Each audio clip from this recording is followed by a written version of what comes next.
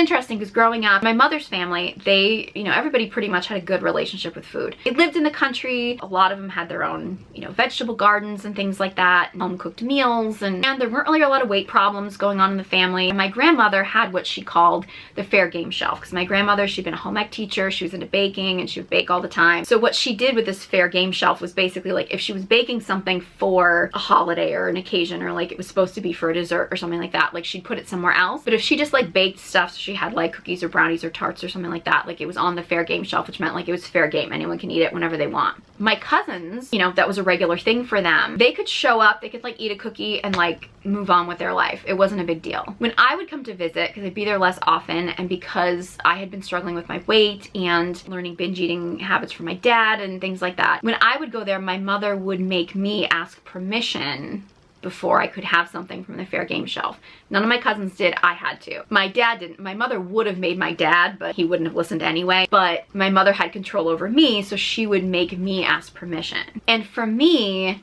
it became that much more tempting. And because we didn't have junk at home. Like my mother stopped buying cookies and stopped buying sweets, and we didn't have that at home because I was put on a diet so young, and she was trying to put my dad on a diet and things like that. Like those kind of things were so restricted, and if she had it in the house, my dad would eat it anyway. Because that stuff was so restricted, like I would go to my grandparents' house and it would be like, I have a cookie, and I'd want to eat like the whole package of cookies. Because again, it was like, it was something that I wasn't allowed to have at home.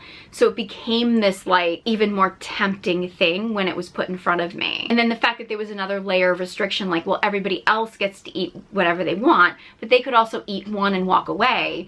I couldn't just eat one and walk away, but it's also because I either eat this now and I'm never gonna have another cookie until like a year from now when we come back to visit or something. Then again, my dad could just like, he would go over and he would just devour a whole plate of cookies, and my mother would be like humiliated. She didn't want me to do that because she knew I probably would, because I was following my dad's footsteps. It created this whole complicated like good bad food relationship, and my cousins didn't have that, like, because eating a cookie was just a part of their life, and they didn't have to stress about whether they were gonna get one again or whether they weren't and things like that. And it's just kind of interesting how in my mother's family, and again, my grandfather was a contractor, my grandmother was a home ec teacher, they lived in a very rural area, they lived a very modest life, a very blue collar life, like it wasn't an extravagant life, but they didn't have this like scarcity mentality around food.